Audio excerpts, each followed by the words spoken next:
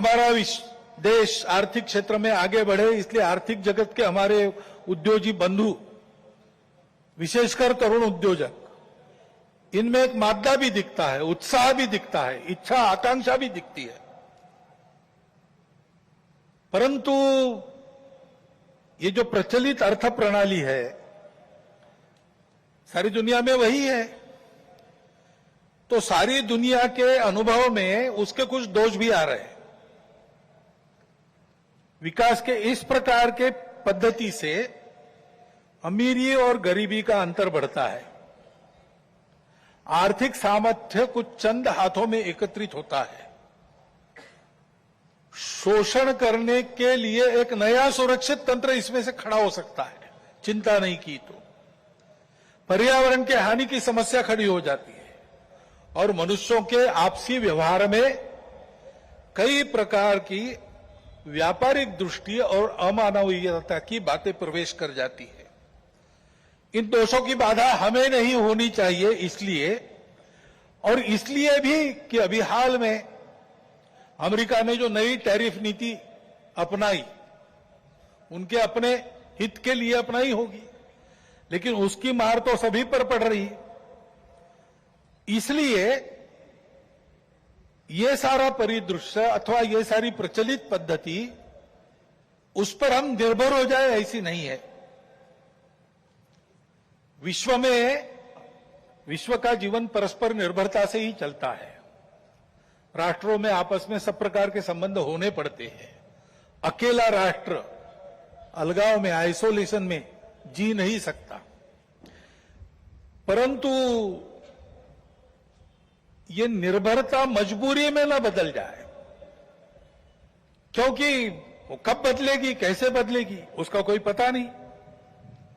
और इसलिए इस निर्भरता को मानते हुए, विश्व जीवन की एकता को मानते हुए, हमको इसको मजबूरी न बनाते हुए जीना अगर है तो स्वदेशी और स्वावलंबन का कोई परिणाम नहीं, कोई पर्याय नहीं। हमको आत्मनिर्भर होना पड़ेगा, स्वावलंबी जीवन जीना पड़ेगा, स्वदेशी का उपयोग करना पड़ेगा, और फिर भी अंतर्राष्ट्रीय संबंधों का सब प्रकार के, राजनयिक हो, आर्थिक हो, व्यापारिक हो, इन सबका जतन हमको करना पड़ेगा। लेकिन उसमें मजबूरी नहीं होगी, हमारी अपनी इच्छा होगी, हमारा अपना सद्भाव होगा, ऐसा हमको बनना पड़ेगा। प्रचलित पद्धति जो है उसके दुष्परिणाम हमारे यहां भी दिखते हैं। अभी हाल में ही जो खबरें पिछले 1-2 साल से चल रही है, प्रत्यक्ष हम देख रहे हैं हिमालय के क्षेत्र में कैसे चल रहा है। वर्षा का अनियमित होना तो सर्वदूर है, प्रकृति के प्रकोप भी बढ़ गए हैं, भूस्खलन होता है, अप्रत्याशित वर्षा होती है, हिमनदियां सूख रही है। ऐसे परिणाम गत 3-4 वर्षों में तीव्र होते चले जा रहे हैं।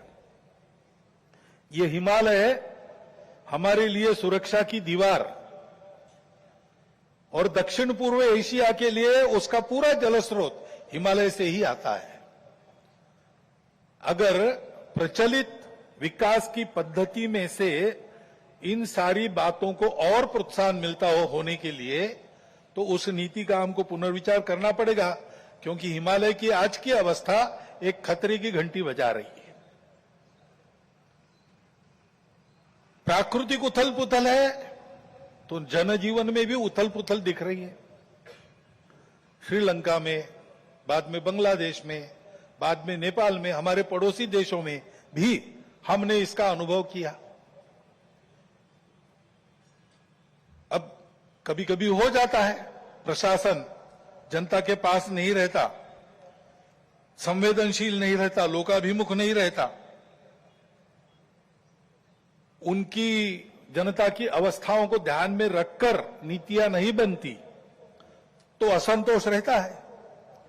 परंतु उस असंतोष को इस प्रकार व्यक्त होना, ये किसी के लाभ की बात नहीं है। अभी प्रमुख अतिथि महोदय ने कहा, 25 नवंबर के भाषण की याद की, उसमें इस प्रकार के जो आंदोलन है जिसमें इतनी सारी हिंसा और विनाश होता है, डॉक्टर अंबेडकर साहब ने उसको ग्रामर ऑफ अनार्की कहा है।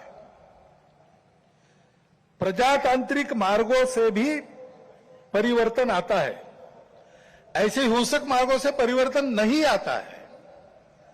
एक उथल पुथल हो जाती है लेकिन स्थिति यथावत रहती है। पूरे दुनिया का अभी तक का इतिहास देख लीजिए, जब से ये उथल पुथल वाली तथाकथित रिवॉल्यूशंस, क्रांतियां आई, किसी क्रांति ने अपने उद्दिष्ट को प्राप्त नहीं किया। राजा के खिलाफ फ्रांस की राज्य क्रांति हुई, उसका परिणाम क्या हुआ? नेपोलियन बादशाह बन गया, वही राजतंत्र कायम रहा। इतनी सारी तथाकथित साम्यवादी क्रांतियां हुई, सब साम्यवादी देश आज पूंजीवादी तंत्र पर चल रहे हैं, जिसके खिलाफ क्रांति हुई। ऐसे हिंसक परिवर्तनों से उद्देश्य नहीं प्राप्त होता है, उल्टा इस अराजकता की स्थिति में देश के बाहर की स्वार्थी ताकतों को अपने खेल खेलने का मौका मिलता है। और इसलिए हमारे पड़ोसी देशों में जो उथल पुथल हो रही, ये हमारे ही देश है, वे हमसे दूर नहीं है। कुछ वर्ष पूर्व भारत ही थे, हमारे अपने हैं। उनमें इस प्रकार की अस्थिरता उत्पन्न होना, ये हमारे लिए, हम केवल उनके पड़ोसी है इसलिए नहीं, वो सब हमारे अपने देश है, इसलिए चिंता का विषय है। हितरक्षण से भी ज्यादा ये जो हमारा आत्मीयता का संबंध है, अपनेपन का संबंध है, उसके चलते ये चिंता होती है। परिस्थितियां ऐसी है, जैसा मैंने कहा, दोनों प्रकार है। सुखदायक रूप बहुत दिखता है, सुख सुविधा बढ़ी, मनुष्य के ज्ञान की, विज्ञान की प्रगति हुई, व्यवस्थाएं आरामदायक बनी, राष्ट्र पास आए, माध्यमों के जरिए भी और आर्थिक लेन देन के जरिए भी। परंतु इस परिवर्तन की, विज्ञान और तकनीकी की गति इतनी ज्यादा है कि मनुष्यों की गति का बदलने की और उसका तालमेल नहीं बैठ रहा है। इसलिए भी मनुष्य जीवन में कई प्रकार की समस्याएं, युद्ध, अन्य छोटे बड़े कलह, ये तो सब चल ही रहे। प्रकृति के उग्र प्रकोप को हम अनुभव कर रहे हैं, लेकिन परिवारों में भी टूटन आ रही है। नागरिक जीवन में बढ़ता हुआ अनाचार, अत्याचार दिखाई देता है।